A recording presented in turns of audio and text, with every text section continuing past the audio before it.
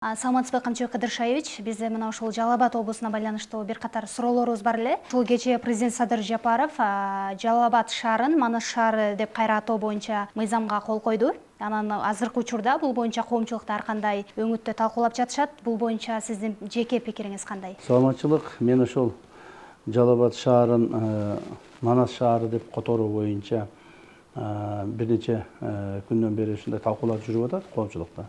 Атайлап өз пикиримди айткан эмес болчумун. Ошол президентибиз мыйзамга кол койсо, эгер мыйзам өтүп чындыгында ошондой алмашса, андан кийин айтайын деген оюм бар эле.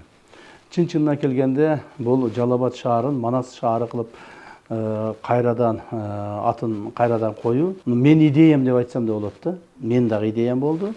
Жана элибиздин ошо суроолору болду да.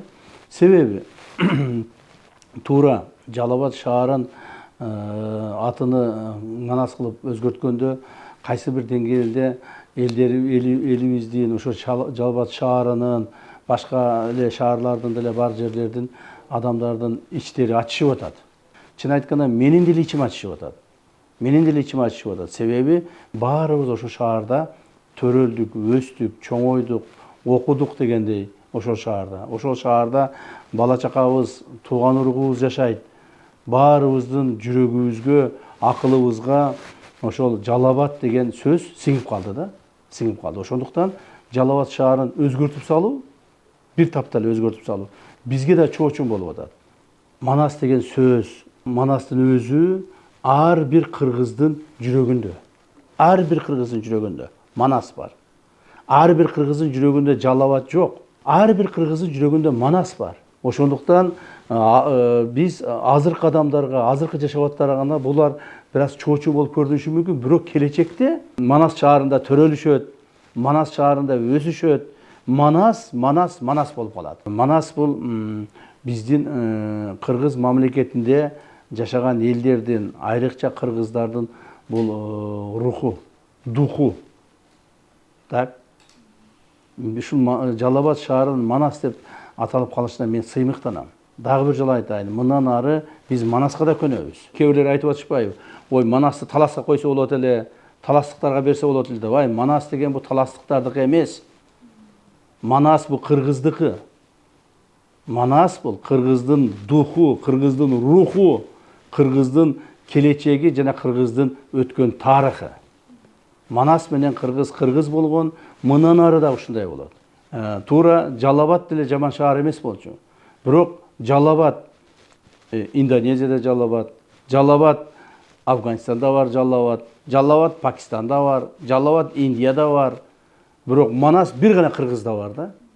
Манас бир гана кыргызда бар. Дүйнө жүзүндө Манас деген шаар бир гана кыргызда бар. Мен ойлоймун, урматтуу президентибиз эң туура чечим кабыл алды. Туура чечим кабыл алды. Бул азыркыга эмес, келечек муундарга. Муну дагы бир 20-30 жылдан көрөсүңөр. 30 жыл өтөт, 20 жыл өтөт, 50 жыл өткөндөн кийин биздин азыркы жаш балдарыбыз чоңоюшат. Аны ошолор айтат, бизге рахмат айтат ошондо.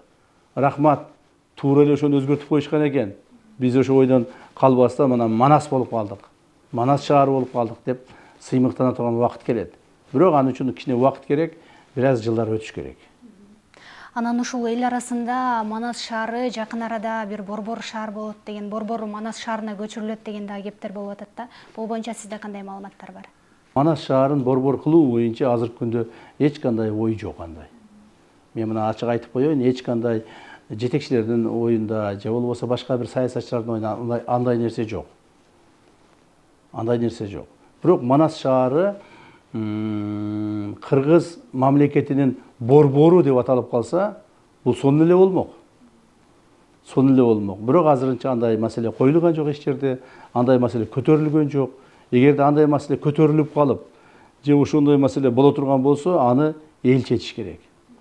Борбордун атын өзгөртүүгө же борборду которууну элибиз чечиш керек. Аны бир саясатчылар же кайсыл бир жетекчилер, кайсыл бир топ чечпеш керек. Аны элибиз чечиш керек. Аны үчүн Манас шаарын кыргыз мамлекетинин борбору кылууга макулсузбу деп референдум койсо элибиз чечип коет. Эл макул болсо коебуз, эл макул болсо койбойбуз дегендей. Бирок бул маселе дагы азыр күн тартибинде жок.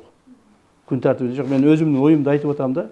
Эгер кайсы бир маалда ушул маселе көтөрүлүп калса, муну бир гана элибиз чечиш керек. Учурда өлкөбүздө аймактарда ар тараптуу көңүл бөлүнүп, ар тараптуу өнүгүүлөр болуп жатат десек дагы болот. Анан ушул өзгөчө облустардын ичинен Жалал Абадка өзгөчө акцент коюлуп, Жалал Абадка өзгөчө көңүл бөлүнүп жатат деген сыяктуу сөздөр да болуп атат да. Анан бул боюнча сиздин пикириңиз? Эми баягы айтып атышпайбы, Жалал Абад болсо анда Жалал Манас облусу болуп калабы деп. Муну да тактап айтып кетейин.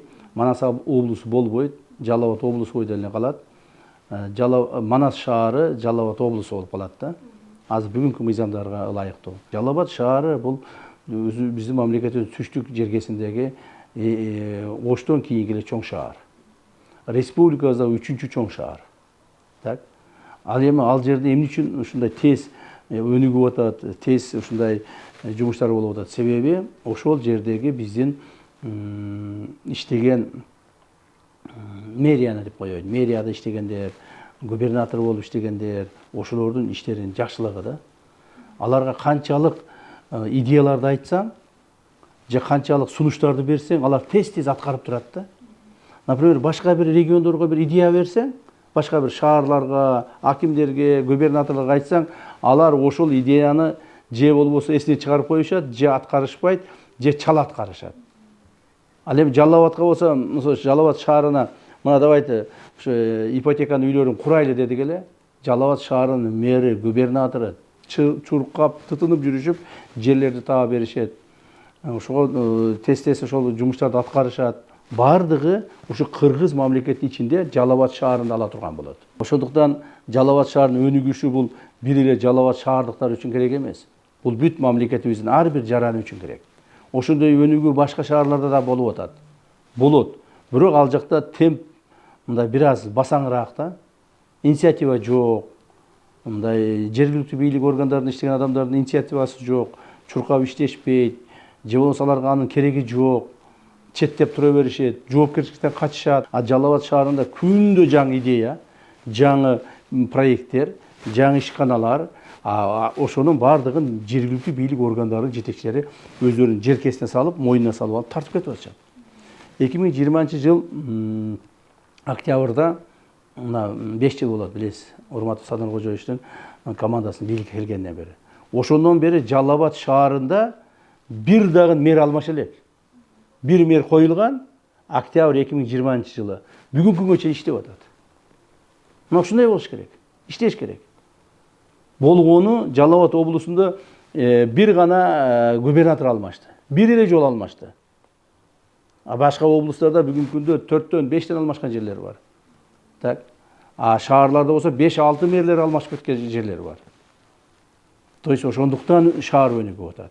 Ошондуктан мамлекетибизде стабилдүүлүк керек. Урматтуу президентибиздин тапшырмасы менен мамлекетибиздин бүт булуң бурчтарынын ар бир райондорунда, шаарларында ошолордун жашоо турмушун көрүп, эмне керек, биринчи зарыл болгон эмне маселелерди чечиш керек, ошолорду карап, жер-жерлерди чечкенге аракет кылып атабыз. Мен өзүм ошого чуркап жүрөмүн. Мен дагы бир жолу айтамын, Жалал Абад шаарынын өнүгүүсү башка шаарларга да жайылыш керек да. Башка шаарларыбыз да ушундай болгонго аракет кылыш керек. Мамлекетибиздеги эң чоң филармония Жалал Абад шаарында курулуп атат. Мамлекетибиздеги эң чоң кардиологик центр Жалал Абад шаарында курулуп атат. Мамлекетибиздеги президентибиздин атындагы президенттин мектеби ошол курулуп атат Жалал Абад шаарында. Жалал Абад шаарында эң чоң баягы дворец спорта тоже ошо курулуп атат. То есть булардын бардыгына жер керек, чуркаш керек, иштеш керек, акча керек, ошо эмгек керек да, эмгек керек. Эмгек кылса эле өнүгө берет. Точно эле Жалал Абад шаарында мына азыр Токмок шаарына карап атабыз. Президентибиз тапшырма берди. Мына Бишкек, Ош, Жалал Абад, эми Токмокко көңүл буруу. Токмок шаарын өнүктүрөйлү деп президентибиз тапшырманы койду. Ошондуктан мен Токмок шаарына өзүм мына 2 жолу барып келдим. Бир нече объектилерди куруу боюнча тапшырмаларды бердик. Президенттин өнүктүрүү фонду бар. Президенттин өнүктүрүү фондунан Токмок шаарын өнүктүрүү боюнча, Токмок шаарына жардам берүү боюнча атайын чоң суммадагы акча бөлүнүп берилди. Эми ошону азыр тез-тез жергиликтүү бийликтегилер, ошо Токмок шаарынын мэри жана башкалар ошону освоить этип алса тез-тез. Эмдиги жылы дагы бөлүп беребиз. Так, аркы жылы дагы бөлүп беребиз. Ошентип отуруп 2-3 жылдын ичинде Токмоктогу Жалал Абадтан кем калбай калат. Каракол шаары өнүгүп атат, То есть бир эле Жалал Абад өнүгүп атат деген бул туура эмес. Анын үчүн иштеш керек. Өздөрү иштешпейт, анан оозун ачып карап отура берет. Ошол эле мына Кара Балтага миллиард бөлүп бердик. Эмне кылды? Миллиарды төгүп чачып жок кылышты. Эч кандай пайда жок. Ошол эле Токмок шаарына миллиард сом бөлүп бердик. Эмне кылды? Төгүп чачып жок кылышты. Мына көрдүңүзбү? А ошол эле мезгилде Жалал Абад шаарына мындан 3 жыл алдын миллиард сом бөлүп бердик эле. Бүт бардыгын керектүү жактарга иштетип, шаардын жолдорун оңдоп, сууларын оңдоп, тип эле чыкытып алышты. А булар жакшы иштейт экен деп туруп, экинчи жыл андан 1 миллиард эмес, уже 2 миллиард бөлүп бердик. Быйылкы жылга болсо Жалал Абад шаарынын өзүнө эле 5 миллиардтай акча бөлүп бердик. Иштеген адамдарга бөлүп бере беребиз. А Кара Балта эгерде миллиард сомду жеп койсо, ага эмне үчүн дагы бөлүшүбүз керек? Ошо Кара Балта шаарынын мэри азыр мына түрмөдө отурат. Токмок шаарынын мэри түрмөдө отурат. Токмок шаарына эми азыр жакшы мэрди алып келип койдук. Ошо менен өнүгөбүз деген бир оюбуз бар да. Кудай буйрса, ошого кичине бир үмүт бар. А Кара Балта шаарына азыркыга чейин жакшы бир мен иштейм ошол жерде. Мен ошол жерде бир Кара Балта шаарын өнүктүрөм. Мамлекет бөлүп берген акчаны жебей, ичпей шаарга иштетем деген бир жакшы кадр жок. Кадр жок болуп атат. Ошондуктан мен ойлоймун, Жалал Абад шаарынын өнүгүүсү башка шаарларга, башка райондорго, башка облустарга ошол үлгү болуш керек деп эсептейм да. Биз ага ичибиз таарыбаш керек. Муну кайра үлгү катары карашыбыз керек.